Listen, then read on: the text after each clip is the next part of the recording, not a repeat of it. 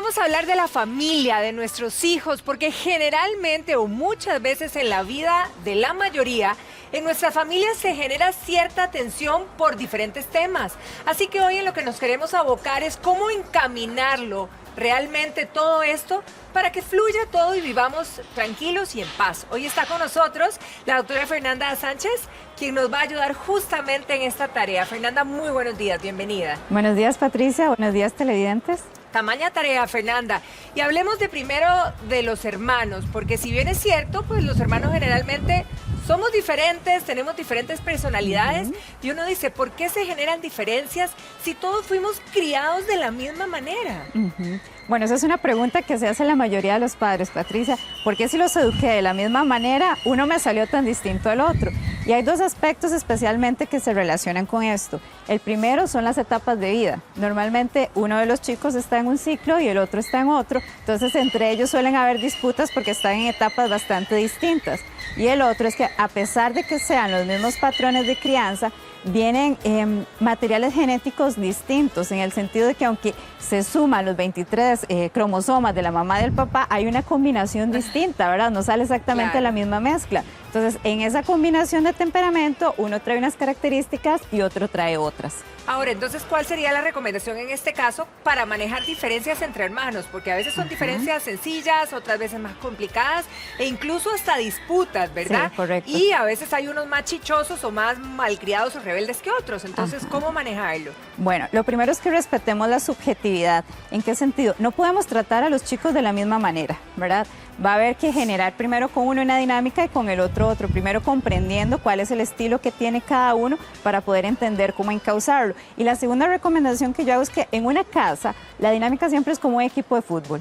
Cada uno hace aportes individuales. Claro. Entonces, el que es un poquito menos chichoso podemos pedirle, ¿verdad?, que él nos colabore, nos ayude un poco más con ese recurso, que su aporte individual a la dinámica de la familia sea, no que él sea el que ceda todo el tiempo, sino el que nos pueda ayudar a que el más chichosillo, darle un poquito más de tiempo de repente o ayudarlo a que se baje un poquitito, porque de lo contrario, si los dos reaccionan y actúan de la misma manera, el problema va a llegar a encauzarse siempre de una manera más difícil, más compleja. Ahora, la sugerencia podría ser buscar un mediador o debe ser mamá o papá. ¿Cómo manejar quién pueda, digamos, ayudar a lidiar con esto? Ajá.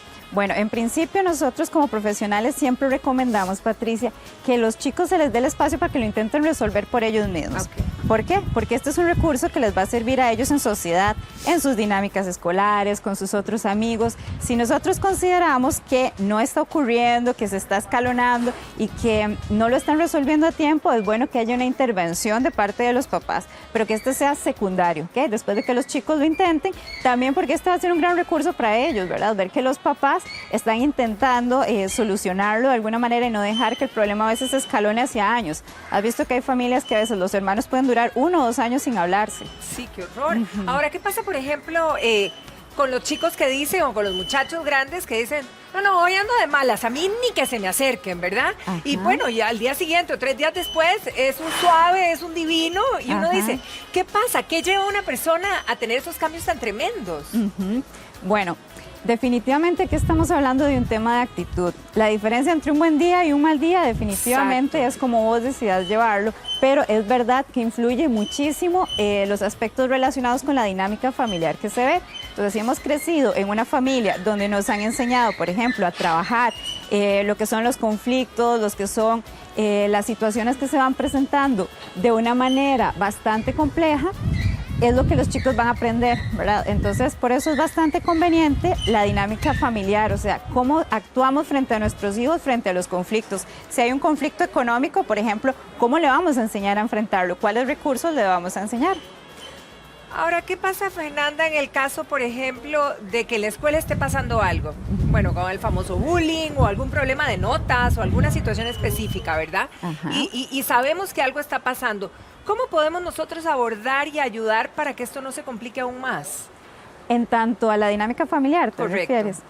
Bueno, ahí que lo empiece en el cole, ¿verdad? O en la escuela.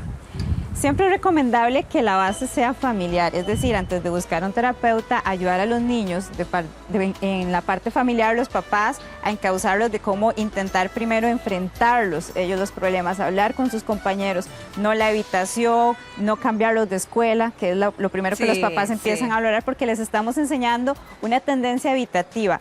Y la confrontación, Patricia, y los problemas bien encauzados constituyen más bien un medio de desarrollo, un medio de crecimiento en las personas. Así que acá lo primero es intentar ayudar a los chicos a que ellos lo resuelvan. De lo contrario, pues buscar recursos externos, un terapeuta, hablar en la institución. Hay otras situaciones también que nos preocupan como padres y cuando vemos a nuestros hijos desarrollarse, ¿verdad? Diversas situaciones pueden ser donde la masa o el grupo lleve a nuestros chiquillos como ovejitas, ¿verdad? Al matadero en diferentes situaciones. ¿Cómo instruir? ¿Cómo abordar a nuestros hijos para que no se dejen llevar en este tipo de cosas? Obviamente me refiero a las que son nocivas, ¿verdad? Bueno, en ese sentido es muy importante que trabajemos el tema de la identidad con nuestros hijos, ayudarlos desde pequeños, fortaleciendo sus recursos, trabajando el tema de las diferencias, que es un tema que se encausa mal, de una manera negativa. Cuando nosotros somos pequeños nos enseñan que las diferencias de alguna manera son competitivas, no nos enseñan amistad. Entonces cuando estamos en la escuela, por ejemplo, nos dicen que nos relacionemos más con aquel compañero que tiene un estilo más parecido a nosotros. Entonces donde vemos los subgrupos que todos son parecidos y a partir de ahí no aprendemos a trabajar las diferencias de una manera positiva. Y muchas veces inclusive en terapia he visto a muchos niños decirme, es que yo quiero parecerme a los otros, es que siento que no calzo. Pero ese no calzo es porque muchas veces ven como una amenaza sus diferencias, sus particularidades. Entonces tenemos que enseñarlos a amistarse con esas particularidades, ayudarlos a entender que son brillos y que son brillos que muchas veces, y de hecho que lo son brillos que pueden ser utilizados en algún momento como habilidades especiales inclusive. ¿Verdad? Ahora, me encantaría mostrar una situación que pueda darse en muchos hogares, ¿verdad? Cuando uno tiene más de un niño. Yo tengo una, así que no lo pude experimentar, pero muchas veces pasa que uno de los hijos siente que mi mamá o mi papá prefiere más al otro o lo quiere más, porque eso es en principio lo que uno dice, ¿verdad? ¿Cómo manejar eso uno como madre o como padre? Sobre todo cuando los hijos lo muestran o lo dicen en diferentes formas. Bueno, es un tema que se da en todas las familias. El famoso, ¿usted tiene preferencia? Sí, ¿Usted prefiere a mi hermanito? Exacto. Ok, entonces, ¿cómo podemos tratar el tema de las diferencias?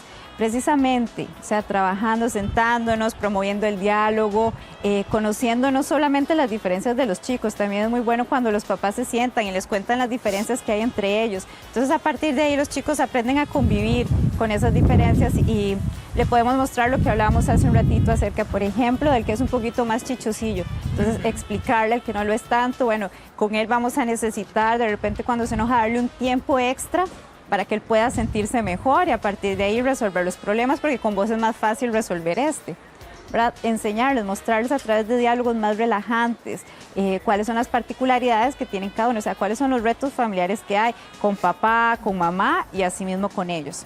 Fernanda, una de las consultas de nuestras amigas en casa que quizá algunas estén experimentando es cuando tenemos ya chicos de cierta edad, ¿verdad?, que de repente están disconformes con reglas en casa o con cosas que suceden y nos dicen, nos vamos a ir de la casa, nos amenazan muchísimas veces y uno entra en crisis.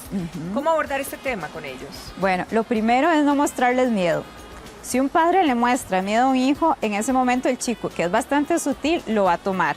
Y entonces lo va a empezar a utilizar como un recurso de manipulación. Nuevamente insisto en la parte de buscar el diálogo y ayudarles a entender que en todo lugar los chicos siempre van a tener que encontrar algún tipo de límite y que se puede escuchar, se puede negociar. Entonces la primera recomendación que yo les hago siempre a los papás a la hora de establecer límites es no colocar el no rotundo de entrada, ¿verdad? A los chicos les genera mucha angustia cuando nosotros les decimos no.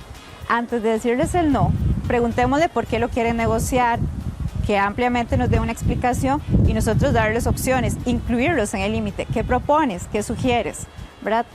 Los chicos también tienen, tal vez, si no la decisión, tienen derecho a tener voz. O sea, nos tenemos que sentar con ellos para, digamos, negociar los límites.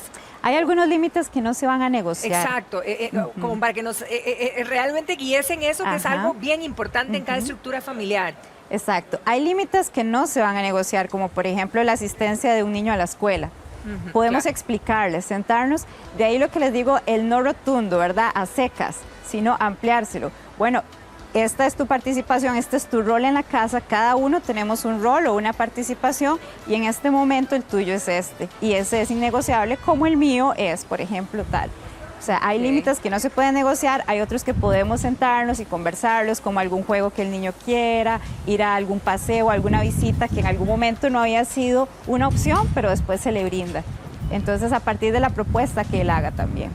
Excelente, María Fernanda. Fernanda, muchísimas gracias de verdad por toda esta información y sobre todo cuando son herramientas para tener un mejor ambiente familiar, que eso es lo que todos anhelamos.